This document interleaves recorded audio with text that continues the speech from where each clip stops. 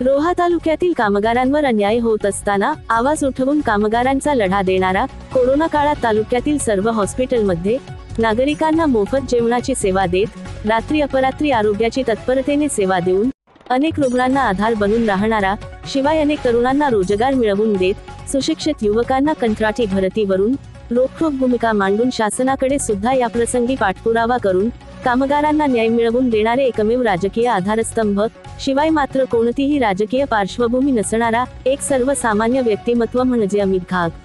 रायगड जिल्ह्यामध्ये भाजपा पक्षाची मुहूर्तमेढ उभी करून अपार कष्ट करून तळागाळातील तरुण युवकांना आपल्या समोर उभी असलेली देशाची परिस्थिती दाखवत, राजकारणातील तरुण नेतृत्वाची गरज ओळखून संधी निर्माण करून देऊन त्यांच्या पाठीशी सापडून भाजप पक्षाची ताकद लावून कार्यकर्ते घडविण्याचे काम असताना भाजपा महाराष्ट्र प्रदेश यांच्या वतीने त्यांनी हाती घेतलेल्या संघटन पर्व अभियानाला उदंड प्रतिसाद लाभला असून अजूनही राज्यातील अनेक जण भाजपा परिवारात सामील होत आहेत.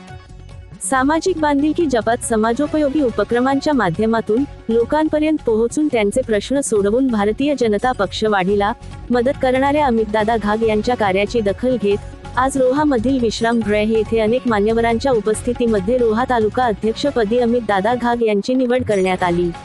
यावेळी वैकुंठदादा पाटील यांच्या हस्ते अमितदादा घाग यांचा अथोचित सन्मान करून त्यांना नियुक्ती पत्र प्रदान करण्यात आले. त्यावेळी उपस्थितांना संबोधित करीत असताना वैकुंठदादा पाटील यांनी अमितदादा घाग यांच्या कार्यावर विश्वास दाखवत पुन्हा एकदा भारतीय जनता पक्षाच्या रोहा तालुका अध्यक्षपदाची जबाबदारी का दिली गेली याचे स्पष्टीकरण दिले. येथील प्रत्येक कार्यकर्त्यांची निवड आहे, प्रत्येक सन्माननीय सदस्यांची निवड आहे. सगळ्यांनी येत्या काळामध्ये पार्टी जोरदार प्रदर्शन करण्यासाठी आपल्याला सज्ज करावा लागेल. कारण काय असं आहे की आता येत्या काळामध्ये आगामी काळामध्ये जिल्हा परिषदेच्या निवडणूक असेल, पंचायत समितीच्या निवडणूक असेल, नगरपालिकेच्या निवडणूक असतील, त्या निवडणुकांमध्ये आपल्या पक्षातील मंडळींना पुढे करून त्यांना निवडून आणणं आपल्याला फार मोठी जबाबदारी राहणार आहे. मला माहीत आहे की आज आपल्या इथे प्रबळ आणि मोठे आपल्याच पक्षातील महायुती घटक या ठिकाणी कार्यरत आहेत आणि ते कार्यरत असताना नेहमी आपल्या कार्यकर्त्यांवरती थोडा अन्यायाची भूमिका होत असते, परंतु ती अन्यायाची भूमिका दूर सारून आपण येत्या काळात. हा कार्यक्रम पार पडल्यानंतर माध्यमांशी बोलताना एकाधिकारशाही विरोधात या लढ्यात अप्रत्यक्षात अनेकजण त्यांची साथ देत आहेत.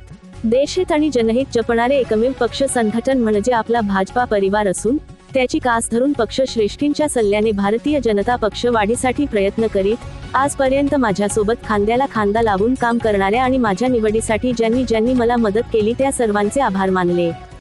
कुटुंबातील मुलाला पुन्हा नव्याने दुसऱ्यांदा संधी दिली याचं मी भारतीय जनता पार्टी, आमचे नेते आदरणीय रवींद्रजी चव्हाण साहेब असतील, गिरीशराव पाटील, माझे मार्गदर्शक प्रशांतदा ठाकूर, आमदार रविशेठ पाटील, आदरणीय सतीजी धारप साहेब, संघटन मंत्री शैलेंद्रजी दलवी, सगळेच आमचे जिल्ह्यातील जे मान्यवर आहेत त्यांचा मी मनापासून आभार व्यक्त करतो.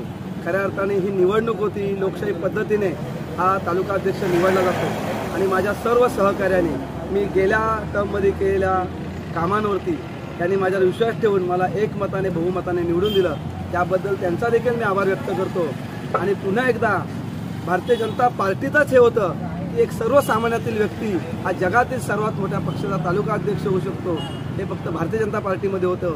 त्यामुळे मी भारतीय जनता पार्टीचा पुन्हा मनपूर्वक आभार व्यक्त करतो. आणि मला ही जरी हे पद असलं तरी हा मिरवण्याचा दागिना नाही, ही एक जबाबदारी आहे आणि हे कर्तव्य समजून चरैवैती असं बोलत मी पुन्हा एकदा समाजसेवेसाठी आणि सर्वसामान्य घटकांना न्याय देण्यासाठी आणि भारतीय जनता पार्टीच्या सर्व योजना लोकांना तळागाळामध्ये पोहोचवण्यासाठी मी कटिबद्ध आहे.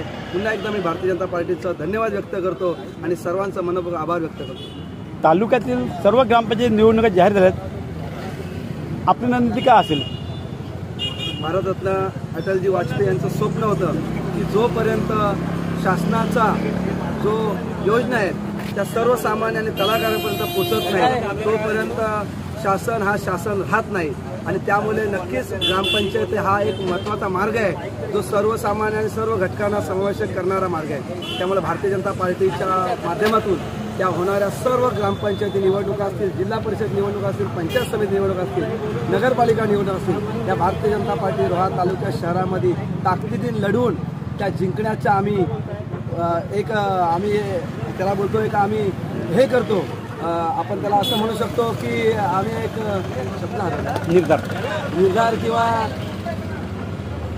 शब्द हरवला.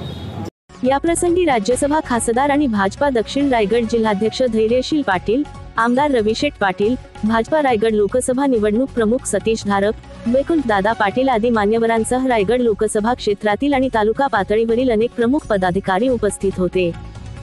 अशा प्रकारच्या नवनवीन व्हिडिओ आणि चालू घडामोडी पाहण्यासाठी TV7 मराठी महाराष्ट्र न्यूज या चॅनेलला लाईक, शेअर आणि सबस्क्राईब करा.